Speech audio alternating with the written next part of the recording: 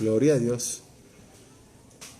Qué placer nuevamente estar aquí reunidos y sé que cada vez somos más los que estamos tras ese conocimiento de la Escritura. ¿Qué dice la Escritura acerca de todas estas cosas de la profecía, todos estos eventos futuros que muchos conocemos y que están por suceder? Y bueno, bien saben que este espacio de los miércoles es para eso, para eh, profundizar en estos temas, para que nuestro conocimiento pues pueda crecer, podamos digamos hacer énfasis en las cosas importantes. Y el día de hoy vamos a estar tocando el tema del anticristo. Este es un personaje bastante enigmático dentro de la escritura. Es un personaje que, si tú te das cuenta, así como Cristo es el protagonista de todas las profecías finales, definitivamente el anticristo es el otro protagonista del Apocalipsis y de las profecías del fin del mundo. Entonces vamos a invitar a nuestro pastor para que nos acompañe el día de hoy. Vamos a... Hermanos, les doy la bienvenida a todos los que se conectan con nosotros a esta hora. Dios les bendiga. Gracias por apartar ese tiempo de su día, por compartir la palabra con nosotros. Pastor, ¿cómo están? Bendiciones. ¿Cómo te va? Buenas noches a toda la audiencia, a la comunidad, a nuestros amigos que nos acompañan en esta noche. Sean bienvenidos a este tiempo para compartir la palabra del Señor y este tema de gran interés. Correcto. Hoy el tema a debatir o a hablar es acerca del anticristo, de la persona del anticristo. ¿Y qué dicen las escrituras con relación a este personaje enigmático? Antes de que tú entraras, pastor, yo estaba haciendo una breve introducción diciendo que así como Cristo es el protagonista de las profecías finales, el anticristo definitivamente tiene un lugar también principal dentro del relato de las profecías y del Apocalipsis. Su persona, su obra, su gobierno y todo lo que él es, tiene muchos versículos escritos sobre él, así que es importante como creyentes conocer de él, quién es él, qué papel juega. Pero déjame iniciar esta noche con esta pregunta. ¿De dónde sacamos la palabra anticristo? ¿O dónde está escrita en la Biblia? Bueno, la palabra anticristo se encuentra en las epístolas de Juan, hablando precisamente acerca de unos falsos maestros que estaban hablando, negando la humanidad de Jesús. Entonces, Juan los llama falsos maestros o anticristos, porque se estaban en contra de negar la existencia de Jesús. Y es una tipología con respecto a lo que va a ser el anticristo, que es, va a ser todo lo contrario de lo que hizo Jesús. Entonces, de ahí sale lo opuesto. Correcto, y vemos que el apóstol Juan en esa carta, en primera carta de Juan, él no solo se refiere al anticristo como ese personaje de los tiempos finales, sino a cualquier espíritu. Es un espíritu que opera en la tierra desde que Cristo murió y resucitó. Es un espíritu que todo el tiempo está buscando ir en contra de todo lo que representa a Cristo, de sus enseñanzas, de su doctrina, de su iglesia, de todo lo que Él es como persona y todo lo que Él representa para nosotros. Y si vemos alrededor de la línea de la historia, se han levantado ideas de que muchos han sido anticristo. Por ejemplo, decían que Hitler era el anticristo, ¿cierto? ¿Habías escuchado de eso? Anticristo. Nerón también lo prefiguraban como un tipo de anticristo. Y bueno, dentro de todo ese contexto hay que resaltar las cualidades únicas de este dictador. Una de esas a estudiar es los títulos con que se encuentra en la palabra de Dios cuando se refiere a este personaje. Y hay por lo menos unos casi 20 títulos. Nosotros tenemos acá 13 de los más importantes con que se le conoce en la palabra de Dios. Se le conoce como el cuerno pequeño en Daniel 7:8, se le conoce como el rey altivo de rostro, en Daniel 8:32, se le conoce como el príncipe que ha de venir, en Daniel 9:26, el desolador, Daniel 9:27, el rey que hace su voluntad, Daniel 11:36, el pastor insensato, Zacarías 11:15, el hombre de pecado, segunda Tesalonicenses 2:3, el hijo de perdición, el que monta el caballo blanco, Apocalipsis 6:2, la bestia que sale del mar, Apocalipsis 13:1-9, el inicuo, segunda de Tesalonicenses 2:8, el hombre despreciable, Daniel 11:21, y se le conoce también como el asirio, Isaías 10:12. Son títulos con los que, o alias con los que se reconoce el anticristo a través de la palabra de Dios. Así que cuando usted encuentre esos términos, está hablando acerca de el anticristo en las diferentes escrituras. Ok, pastor, cuando leemos el libro de Daniel, y desde el capítulo 7 comienza Daniel a profetizar sobre la caída de los imperios y el surgimiento de un nuevo imperio, él habla específicamente del cuerno pequeño, pero tengo entendido, pastor, de que esa profecía del anticristo en Daniel tiene doble cumplimiento, que hubo un personaje histórico que cumplía con esa descripción de la escritura ahí en el libro de Daniel, que sí vivió un personaje histórico. Específicamente está hablando ahí de Antíoco Epifanes, que fue quien vino a Jerusalén, trató de helenizar a todos los judíos con la cultura griega, y por último lo que hace es que profana el templo, matando allí un cerdo y derribando los altares al Señor y colocando allí unas estatuas de Zeus. Es un tipo del anticristo, Antíoco Epifanes. Correcto, pastor. Yo estuve, o sea, ¿por qué hacemos esta aclaración de este personaje? Porque ya como se profetizó la venida de este tipo que era Antíoco Epifanes, bueno, a los hermanos que se están conectando y pronto no saben de qué estamos hablando, el libro de Daniel capítulo 7 tiene un cumplimiento doble de la profecía del anticristo. Señalan al anticristo del tiempo final y señalan un personaje que se llamó Antíoco Epifanes. Los que son parte de la congregación y que tienen tiempo con nosotros saben que nosotros celebramos las fiestas judías. Y una de esas fiestas es el Hanukkah. Y el Hanukkah es la conmemoración o la celebración de la liberación del pueblo de Israel de la mano de Antíoco Epifanes. Él los esclavizó, él los amedrentó y mira lo que hizo, pastor. Él no les permitía celebrar el Shabbat. Él obligaba a los sacerdotes a participar de olimpiadas o de juegos romanos desnudos. Él derramó la sangre de un cerdo dentro del templo, sabiendo que el cerdo era un animal inmundo. Así que este tipo de cosas que él hizo es propio de lo que también el anticristo va a hacer en su momento, ¿cierto? Sí, es toda una tipología porque el anticristo va a profanar el templo, estando en el templo del Señor y no colocando un Dios, sino declarándose Dios. Correcto. No, pero igual la historia lo registra, pastor. Él mandó acuñar unas monedas y la imagen de Zeus, él de una u otra manera puso su rostro en esas imágenes y quería que la gente lo considerara como un dios. Él también tuvo esas ínfulas, ese sentido de esa megalomanía, ese sentido de superioridad, ¿cierto? Entonces, definitivamente en la historia hemos vivido muchos personajes que tienen el espíritu del anticristo. Todo el que niega a Cristo y el que va en contra de su iglesia y de todo lo que él representa, son personajes que tienen el espíritu del anticristo. Pero, haciéndote otra pregunta más concreta es, según la descripción bíblica, ¿cómo va a ser el anticristo? Danos algunos atributos o rasgos de él.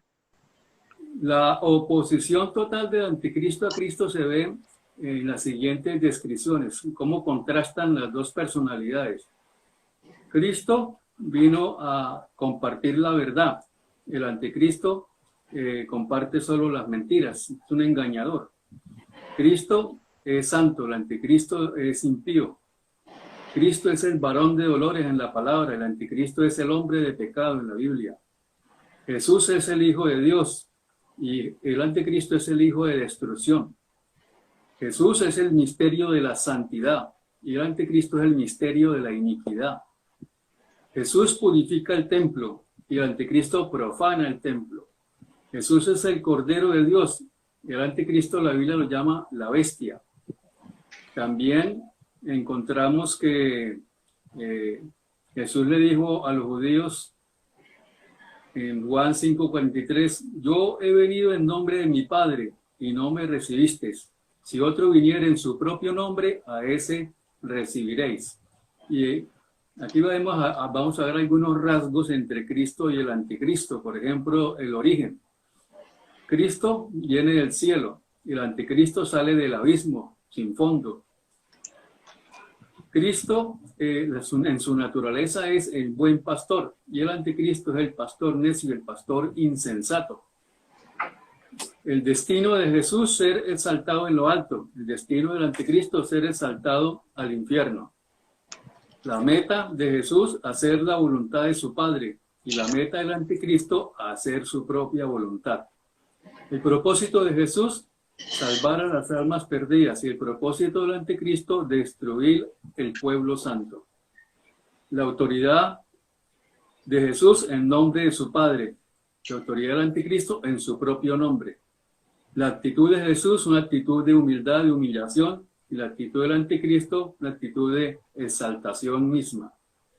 El fruto de Jesús, la vid verdadera, y el fruto del anticristo, la vid de la tierra. Jesús es el despreciado, varón de dolores, y el anticristo anhela y quiere tener la admiración del mundo. Estos son unos rasgos interesantes que hay en estos dos personajes. También hay 18 formas en las cuales el anticristo imita el ministerio verdadero de Jesús. Por ejemplo, Jesús hizo milagros, señales y prodigios. Y el anticristo va a hacer milagros, señales y prodigios. O sea, es una imitación o falsificación de la obra de Jesús. Jesús es Dios y el anticristo se proclama Dios. Jesús es el león de Judá y el anticristo tiene boca como de león en la forma en que va a hablar. Jesús hace que los hombres adoren a Dios. El anticristo hace que los hombres adoren a Satanás. Jesús, sus seguidores son sellados en la frente y los seguidores del anticristo son sellados en la frente y en la mano derecha. Jesús es un nombre digno. El anticristo es un nombre blasfemo. Jesús casado con una esposa virtuosa y el anticristo casado con una vil ramera. Entonces, estos son rasgos también se puede ver a Jesús coronado con muchas coronas y el anticristo coronado con 10 coronas. Jesús es el rey de reyes y el anticristo es el llamado el rey. Jesús se sienta en un trono y el anticristo se sienta también en un trono. Jesús, de su boca sale una espada aguda y el anticristo tiene un arco en la mano. Jesús es el jinete sobre el caballo blanco y el anticristo también va sobre un caballo blanco. Jesús tiene un ejército y el anticristo también tiene un ejército. Jesús tiene una muerte violenta y el anticristo también tiene una muerte violenta. Jesús resucita y el anticristo también resucita, entre comillas, de eso hablamos más adelante. Jesús viene en su segunda venida y el anticristo también hace una segunda venida.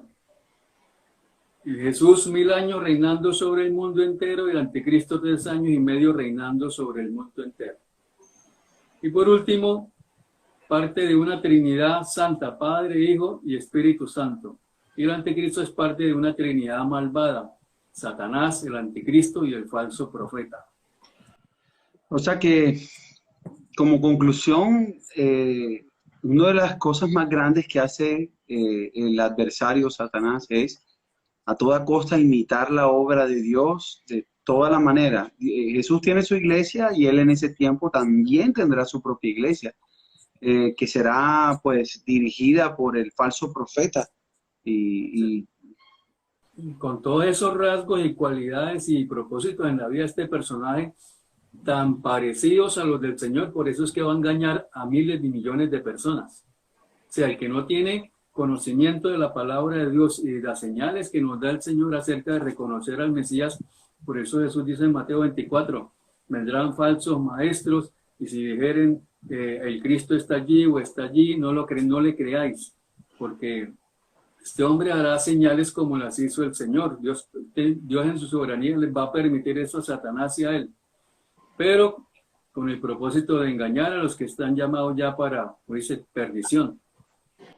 Tú sabes que esto me hace pensar porque hace un tiempo leía algo sobre Hitler y pues nosotros en los occidentales lo vemos a él como un personaje diabólico, perverso, malvado, todo lo que se habla de Hitler. Pero mira esto, él toma a Alemania después de la Primera Guerra Mundial en una depresión económica tan severa que era algo como lo que vive Venezuela, o sea, una maleta llena de dinero y solo te alcanzaba para comprar un pan.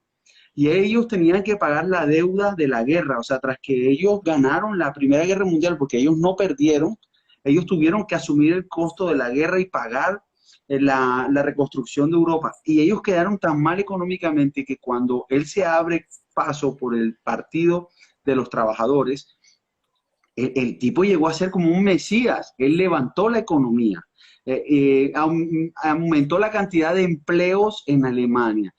Alemania se volvió un país próspero, mejoró muchos aspectos de infraestructura, de vivienda, de educación. Entonces tú te das cuenta que la gente no lo recibió a él como el hombre diabólico, sino por el contrario, para los alemanes Hitler fue un salvador.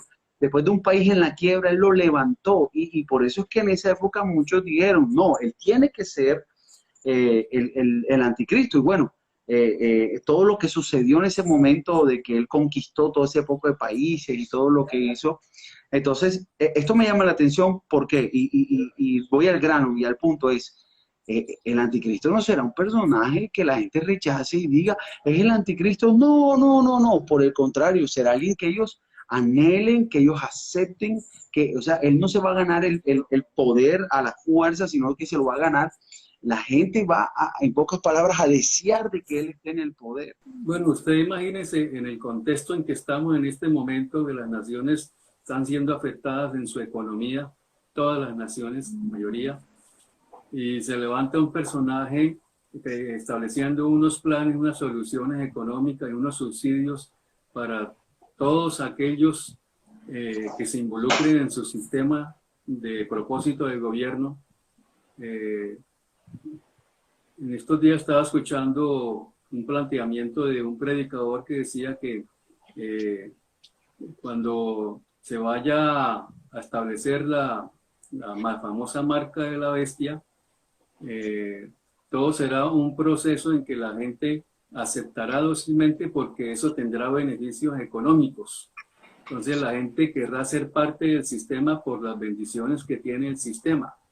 Y desconociendo lo que dice la palabra de Dios, fácilmente serán engañados y formarán parte del sistema y recibirán los beneficios del sistema. Pero a la postre, pues, perderán su salvación y serán parte de ese sistema, que es un sistema satánico.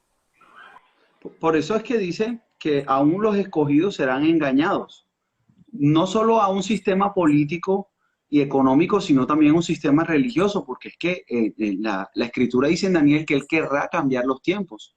Pero déjame hacerte esta pregunta, ¿y por qué dicen algunos de que el anticristo es homosexual? ¿De dónde ellos sacan esa idea de que él será homosexual? Bueno, esa es una idea, dice la palabra que Dios, que del amor de las mujeres no hará caso. En ese contexto, si nosotros colocamos a un anticristo gentil, que no sea específicamente del Medio Oriente, podríamos entender esa posición. Pero si, como existen las alternativas de que el anticristo sea gentil, pero del Medio Oriente, en el Medio Oriente, como ven los hombres a las mujeres, es muy diferente de como en Occidente ven los hombres a las mujeres. En Occidente a la mujer se le coloca en una posición de honra, tanto así se le da libertad que ya la mujer arriba va a estar por encima del hombre. En Oriente no es así todavía. En Oriente todavía es como hace más de 40 años. el hombre es primero y la mujer es debajo. El hombre, según la filosofía de ellos, el hombre tiene más capacidad mental que la mujer. La mujer está abajo y el hombre está arriba. Entonces, es en relación a la relación que tiene el hombre con la mujer, es que la mujer para el hombre es un objeto, no es una persona en Oriente. Es una Entonces, pertenencia, prácticamente, es una pertenencia. si el anticristo es un personaje del Medio Oriente, a él no le van a importar las mujeres, no en el sentido sexual, sino en el sentido de la relación con las mujeres.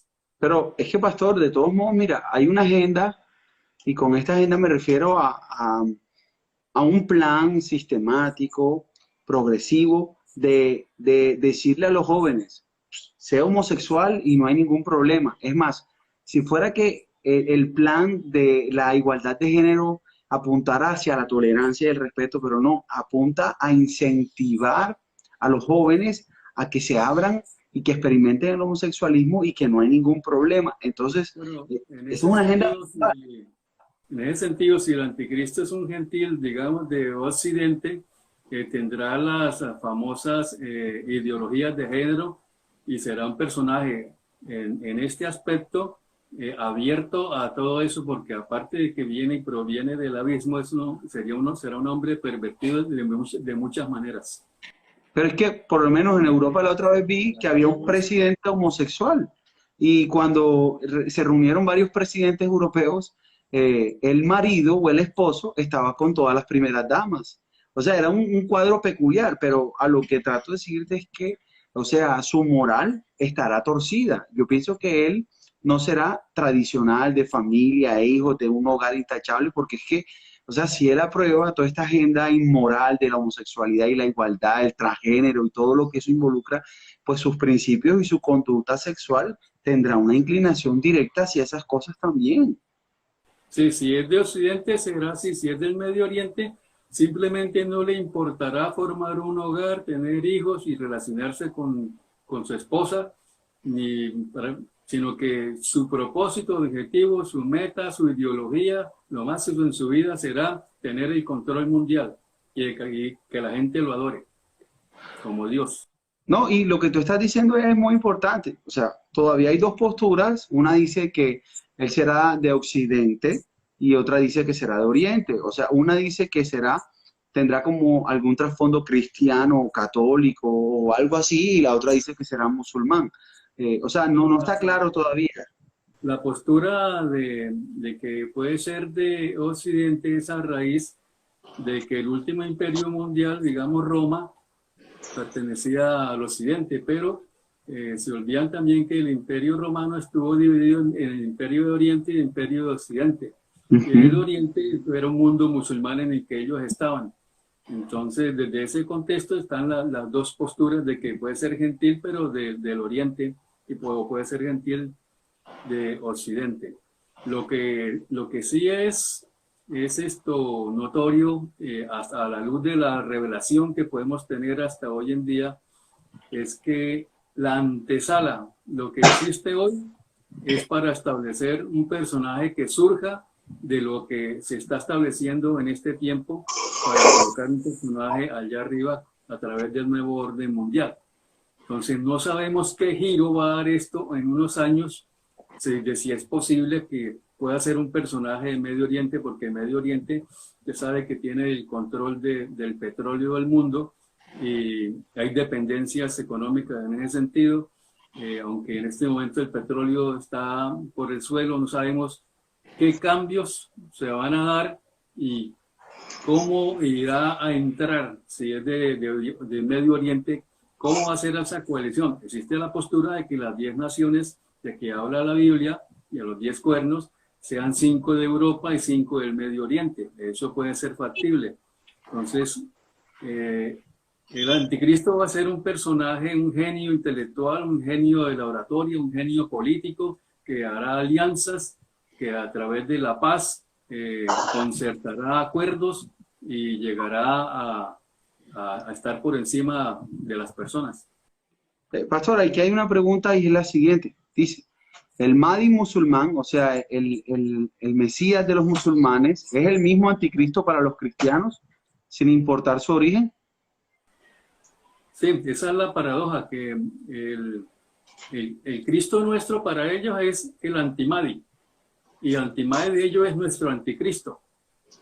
Dicen los teólogos que Satanás fue muy inteligente y toda la escatología del Islam la estableció en contra de lo que es la escatología del cristianismo, como si ellos fueran los buenos y nosotros los malos.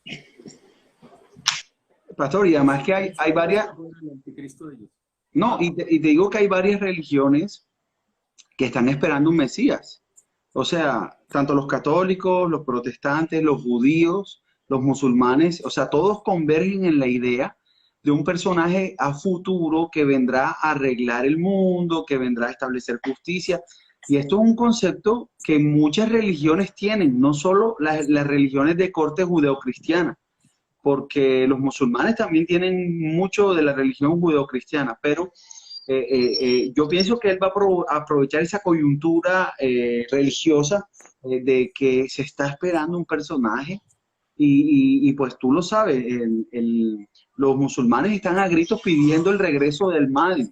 Los judíos están a gritos. En estos días vi que decía un arquitecto, óyeme bien, el arquitecto del tercer templo, él decía que ya todo está listo y que él sabía que cuando el templo fuese levantado el Mesías iba a venir y que él solo estaba esperando a que la municipalidad de Jerusalén y el gobierno de Israel le dieran la orden para él construir, y él inmediatamente iba a empezar a levantar el templo porque la venida del Mesías estaba aquí y ahora. Y en ese afán por esperar el Mesías, pero no a su venida en el tiempo de Dios, sino en sus propias fuerzas, porque ¿cuál es el pensamiento de ellos? Si el templo está, el Mesías vendrá. Eso es lo que ellos creen. Y obviamente aparecerá un Mesías, pero no el que ellos esperan. La posición judía, y para los musulmanes, el Mesías de ellos va a venir en medio de una guerra, de un conflicto. O sea, que para que el Mesías venga hay que crear conflicto. Eso es parte de la teología musulmana. Correcto. Pero fundamentalista de la yihad. Pero veo que todo encaja a lo que te decía ahorita, abrir una coyuntura, o sea, un espacio para que él llegue en el momento preciso a reclamar lo que, bueno, para él es su derecho, ¿verdad? Pero ya sabemos que será el lugar para él entronarse, porque, a ver, él inicia toda esta travesía a través de un desarrollo político, pero él no se detiene como gran economista, como gran político gobernante, sino que él cruza y unifica la política con la religión, la unifica, la fusiona. Y ahí es cuando, por ejemplo, te pregunto esto, muchos creen de que él morirá y resucitará. ¿A qué se refieren con esto? Bueno, dice la escritura que una herida que le va a ser causada, no dice quién le va a causar la herida. Entonces aquí hay dos posiciones. Una, usted sabe que la palabra de Dios dice que está bien que el hombre muera y después de esto el juicio, descartando la reencarnación. Y dos, la escritura misma dice que el anticristo muere y va al abismo. Entonces, si va al abismo, ya el tipo de verdad murió, porque existía la posición de que no, de que de pronto él no muere, sino que de pronto que vería y parece que estuviera muerto y se levanta, pero no. Si la escritura dice que fue al abismo, fue que verdaderamente el tipo murió, o sea, su espíritu fue al abismo y su cuerpo se quedó. Entonces está la posición de que hasta dónde la soberanía de Dios, digamos, por única vez va a permitir que el tipo resucite, ya, haciendo una emulación de la resurrección de Jesús. Entonces, imagínense que John F. Kennedy muerto, y de pronto cuando ya van con su funeral para el cementerio, se levanta John F. Kennedy, con el carisma que tenía Kennedy en su tiempo, ¿cierto? Sería un personaje que todo el mundo iría tras él. Entonces, aparte de que el anticristo va a ser usado para hacer milagros y prodigios mentirosos, y esa resurrección le da una connotación de inmortalidad de Dios, y la gente lo va a decir, ¿quién como la bestia? No solo por las políticas de gobierno, de comercio, de acuerdos, sino ya se vuelve un ser inmortal. como dicen por ahí los astronautas de Yahvé, que los sacerdotes egipcios eran extraterrestres que simplemente tenían a la gente con su sabiduría y conocimiento que tenían ya más avanzado, los tenían subyugados.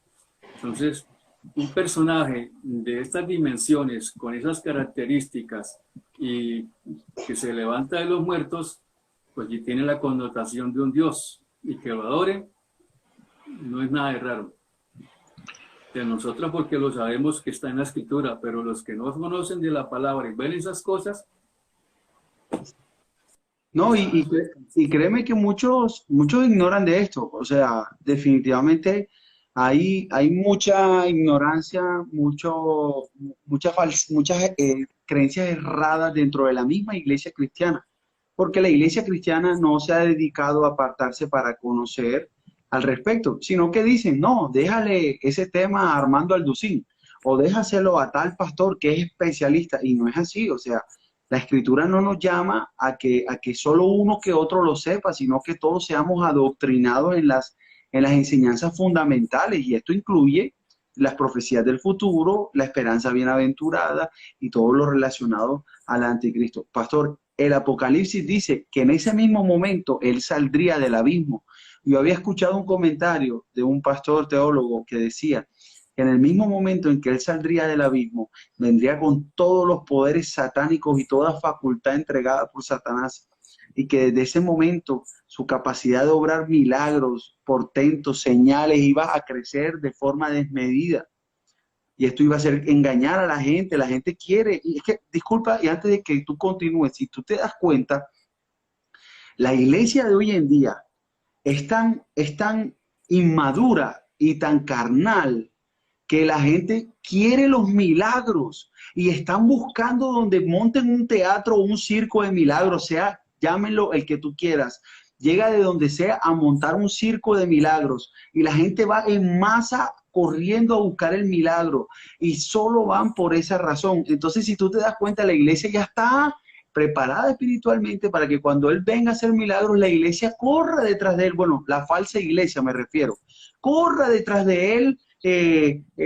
Ay, aquí hay milagros del anticristo, y la gente correrá desaforada porque es que a la gente le gusta eso, el espectáculo, le gusta el milagro, le gusta el show, y no le gusta la predicación sensata de la palabra. Entonces no están alejados de esto. sí,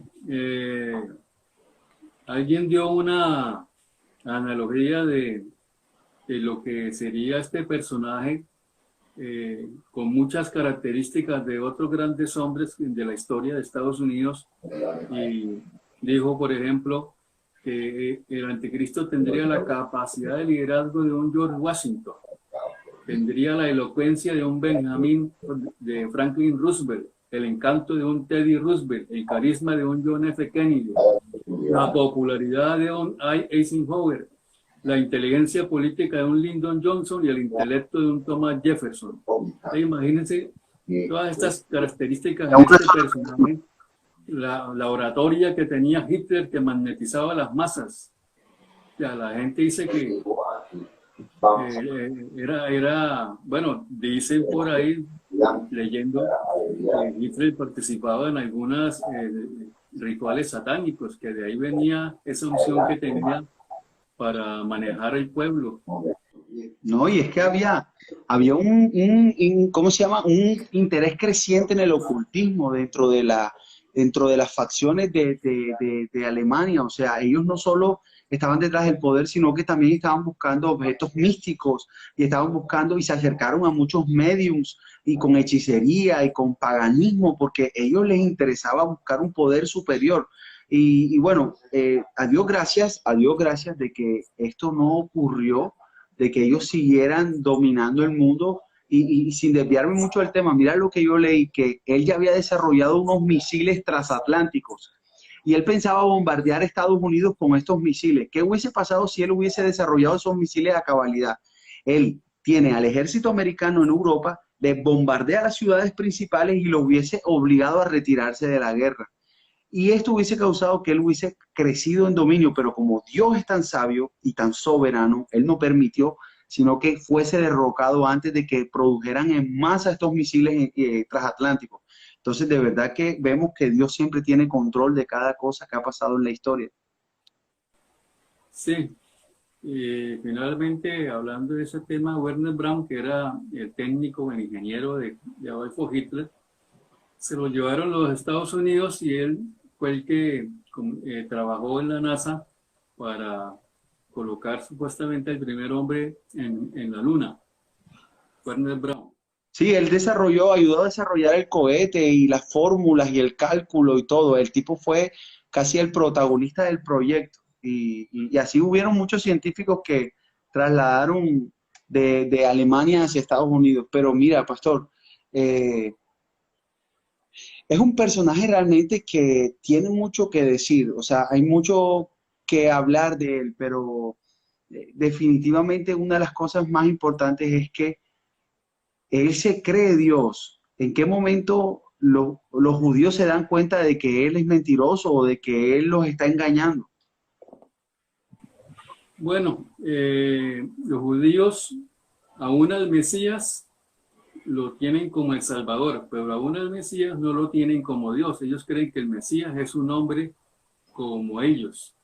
Entonces, cuando un hombre se declara Dios, ya para ellos no es Dios. Acuérdese que los fariseos y los saduceos contendían, y los escribas, con Jesús, porque Jesús se declaraba su naturaleza divina, ya, y se declaraba como hijo de Dios. Es que ni como hijo de Dios aceptaban a Jesús.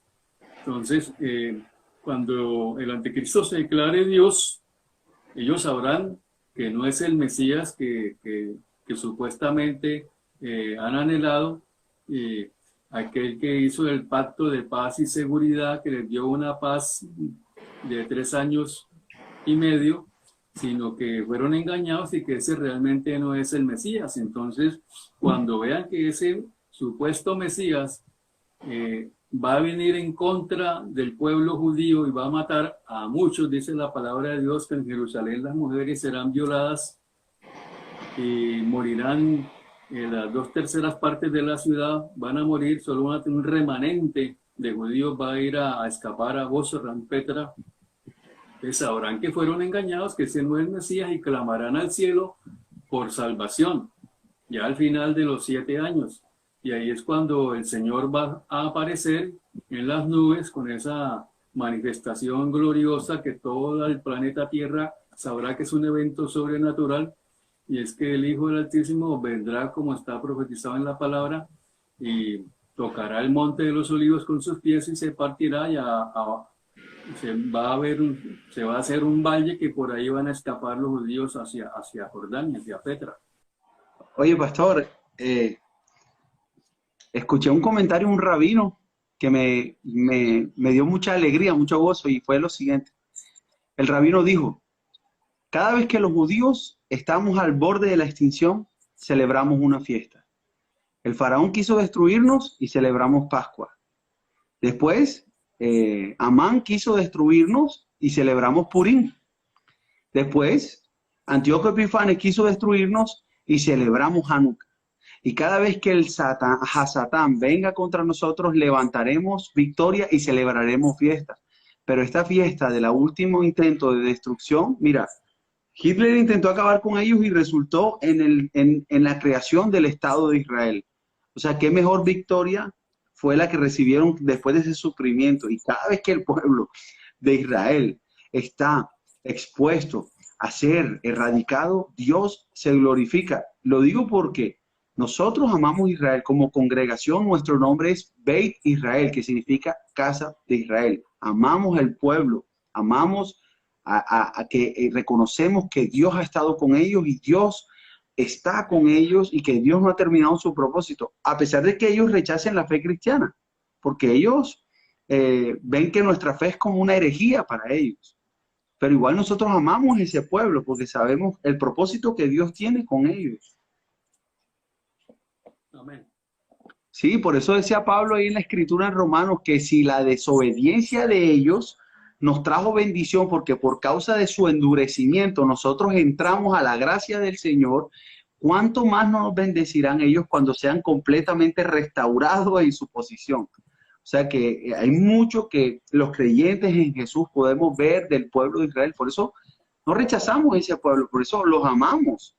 Y hay organizaciones pro-Israel en Estados Unidos y gente que apoya a esa nación con su corazón y con su dinero, con sus recursos, porque es el pueblo de Dios. Dios lo escogió a ellos. Pastor, déjame hacerte esta pregunta, porque algunos dicen que el anticristo nacerá de una mujer virgen.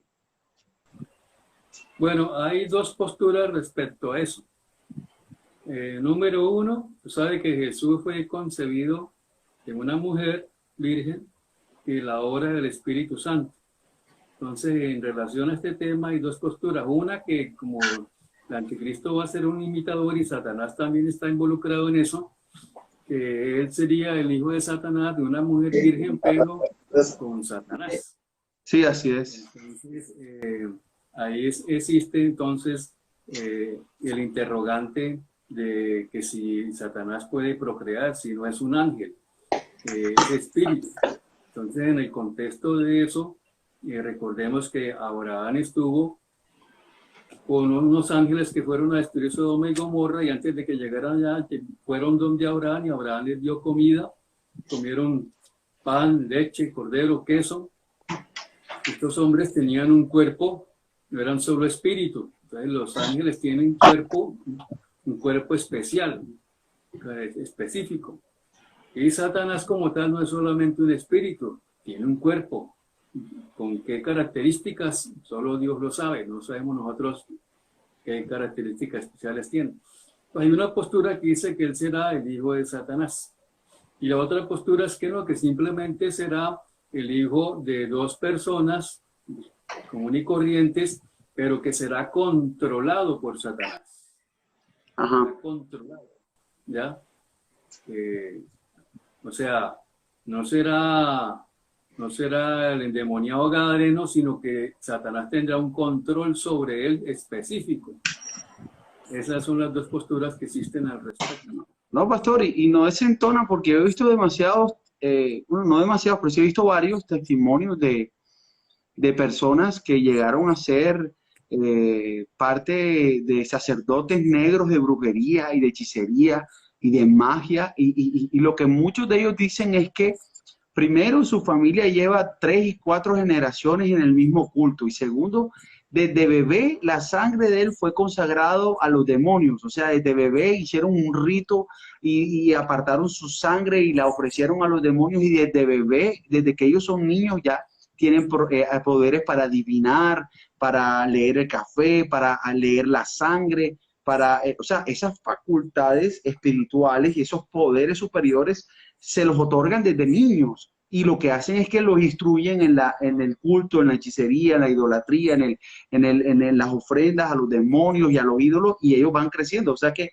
mira lo que dice Tesalonicenses, en el capítulo 2, la segunda carta de Tesalonicenses 2:9 dice que él es el inicuo cuyo advenimiento es por obra de Satanás. O sea, su aparición, su llegada, su procreación es por obra de Satanás. Poder y señales mentirosos, dice la palabra. No, y es que no es algo tan ilógico viéndolo desde este punto de la historia donde vemos que hay inseminación artificial. O sea, independiente de llegar al punto que si él es ser espiritual o no, si el hombre logró desarrollar la inseminación artificial y hacer que una mujer quedara embarazada sin el acto sexual, cuanto más él, que tiene mayor poder, mayor conocimiento y mayor ciencia de las cosas creadas.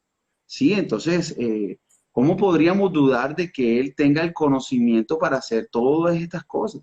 Es que nosotros a veces vemos a Satanás como el de cachos y el del tridente y el que tiene unas patas como de cabra, pero la palabra en griego demonio significa, en la traducción literal, un ser inteligente. O sea que cuando hablamos de demonios no estamos hablando de solo seres negros o malvados, sino de seres que tienen una inteligencia superior a veces que la nuestra, un conocimiento superior de la tierra y de muchas cosas que nosotros no tenemos. Entonces Satanás también es muy inteligente. definitivamente tiene una mente maestra para el mal, ¿cierto? Eh, Definitivamente este anticristo es todo un personaje, ¿cierto? Todo lo que rodea la aparición de él, todo Pero ¿y cómo crees tú, y déjame hacerte esta última pregunta, cómo crees tú que logrará la paz? ¿Cómo crees que él desarrollará esos acuerdos de paz? Imposible, ¿no? Porque vemos que la guerra entre los judíos y los árabes está desde que ellos se instauraron desde que ellos entraron en 1948, inmediatamente hubo la primera guerra. Ahí mismo tuvieron ellos que, recién llegaditos, comenzar a dispararse contra los árabes, porque los árabes intentaron matarlos en la primera, o sea, no tenían ni unos meses de estar ahí y enseguida entraron en la primera guerra. Y desde ese entonces llevan 70 años en guerra. Ellos no han dejado de estar todo el tiempo, les lanzan misiles, los atacan, o si no, a través de la ONU o a través de los noticieros. Entonces, ¿cómo crees que él vaya a lograr ese acuerdo de paz? Bueno, eh, la verdad que eh, si yo lo supiera estaría en la ONU. ¿Te entiendes? Entonces, eso es algo que, eh, de acuerdo a la escatología nuestra, lo que creemos pretribulacionista, es lo más probable, Dios mediante, que así sea, es que no lo veamos. Que antes de que eso suceda, ya Dios, el Señor, nos haya llevado a su presencia, el lugar celestial, a las moradas celestiales, porque este es el inicio de los 7 años del pacto que hace de la supuesta paz con Israel. Yo aquí, entre mis connotaciones, eh, creo que él va a ofrecer algo al Medio Oriente que para ellos es imposible de no aceptar, para que acepten que el pueblo judío vuelva y reconstruya el templo en el lugar del monte del templo donde ahorita tienen control todavía. O sea, ¿qué les va a ofrecer a cambio de que se permita eso y exista la paz? No sabemos cuál será el objeto de comercio que él tiene con el mundo árabe para que eso se dé. ¿Será un lugar para los palestinos en algún sector? Los judíos no lo van a aceptar porque no van a entregar tierra por paz. O sea, ¿qué propuesta inobjetable va a ser el anticristo para que el mundo árabe no empiece una guerra en contra de los judíos y acepte eso? La verdad que es un misterio. Es un misterio. Por Porque algo él todo será lo un que hasta ahora político está haciendo, excelente, o sea, será un claro, hombre pero la inteligente. mentalidad árabe y musulmana está que los acuerdos y treguas y tratados de paz que se hacen solamente con el propósito de volver a rearmarnos y tomar mejores posiciones para reiniciar la guerra. Esta es la teología musulmana. Mm. Entonces, ¿qué va a hacer? No sabemos, es un misterio. Bueno, bueno, pero sí te digo que, hermanos, los que sabemos que vendrá la próxima construcción del tercer templo, ya los judíos, estuve viendo hace poco, ellos ya tienen la vaca de las ofrendas. Es una vaca roja o alazana, una vaca especial. Ya la están recreando, ya tienen todos los implementos del templo, ya han entrenado a los sacerdotes, a los Cohen en el oficio del templo, ya están entrenando a los sacerdotes desde niños para que ellos sigan el legado del templo y no solo eso, ya tienen sumo sacerdote, tienen nombre propio. Y hace poco vi que uno de los rabinos principales dijo, y tenemos el arca, sabemos dónde está el arca de la alianza, dónde quedó escondida, y solo es que tengamos la autorización de construir el templo e iremos, sacaremos el arca y la colocaremos en el lugar santísimo. Así que ellos la tienen clara y ellos van por lo que van. Esa construcción del templo es un hecho para ellos. Ellos en su mente están completamente claros de que eso sí o sí se va a dar. Sí o sí se va a dar. Entonces, qué increíble, ¿verdad? Bueno, pastor, ya nos acercamos ya al tiempo de finalizar. Gracias nuevamente. ¿Te gustaría dar un mensaje final? Bueno, a toda la audiencia, por favor, invite a un amigo, un familiar, comparta nuestra publicidad. Estamos en los últimos tiempos de acuerdo a la escatología. eh, y hoy más que nunca debemos tener nuestros oídos espirituales y nuestra mente espiritual alerta, porque si el arrebatamiento pudo haber ocurrido hace 30 años, pudo haber ocurrido, pero si no ocurrió y avanzamos 30 años, hoy más que nunca estamos cerca a ese momento trascendental del arrebatamiento, de ese evento profético del Señor. Y necesitamos que todos nuestros hermanos estén atentos, estén alerta, como dicen algunos sabios, viva cada día, programe para 10 años, pero viva cada día como si fuera el último, en Correcto. relación a nuestra conducta cristiana, a nuestra relación con Dios, porque cualquier día de estos va a ser el tiempo de Dios.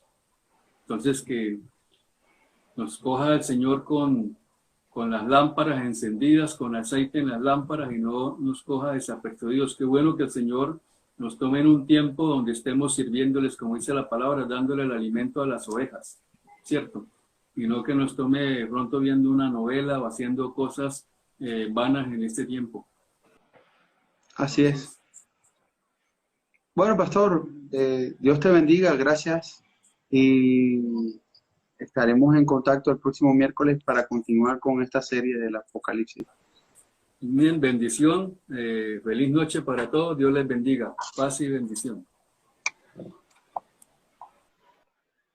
Bueno, hermanos, como último queremos recordarles que hemos iniciado una nueva serie de estudios teológicos. Esto lo estamos desarrollando por la plataforma de Zoom, porque ya es más como una escuela, es más clases, es más desarrollo de actividades, de conocimiento, donde el estudiante también va a participar de ese desarrollo de conocimientos teológicos, y el tema a tratar es divinidad, el estudio de la persona de Dios. Estamos por entrar este próximo lunes a argumentos que comprueban o demuestran la existencia de Dios. ¿Cómo hablarle a un ateo, un agnóstico, o una persona que simplemente no reconoce la persona de Dios y su revelación en la Escritura? Entonces vamos a desarrollar estos argumentos que son súper para hablarle a otras personas que de pronto no comparten nuestras creencias, y poder tener los argumentos suficientes para decir: hermano, creemos en Dios por estos motivos, y mira lo que dice la Escritura, que Dios nos ha llamado con toda mansedumbre a dar respuesta de nuestra fe cuando nos la demanden, a poder tener la capacidad de defender nuestras creencias con toda mansedumbre. Entonces te invitamos el lunes a que hagas parte. Si no sabes cómo contactar o cómo llegar al grupo de estudio, habla con uno de los líderes o escríbenos directamente al chat de aquí de Instagram. Te recordamos que el sábado tenemos servicio de jóvenes a las 5 de la tarde, y los días domingos tenemos servicio dominical a las 10 de la mañana. Entonces te invitamos para que te unas, para que hagas parte de nuestra congregación. Si tienes peticiones de oración, escríbenos por el directo para poder orar por ti. Entonces, también estamos desarrollando células los días jueves y viernes. Puedes hacer parte de una célula. Hermano, ahora mismo no tengo la capacidad. Sí, tú puedes unirte virtualmente a una célula, poder llegar a un lugar donde conocer otras personas, donde identificarte, donde Dios pueda ayudarte a crecer. Y ponte en contacto con nosotros o con algún líder de la congregación para ubicarte en esa célula. Por lo demás, hermanos, les damos las gracias por su fidelidad, por el tiempo que dedican para crecer en el Señor, y deseándoles que el Señor les bendiga a todos grandemente. Buenas noches, hermanos.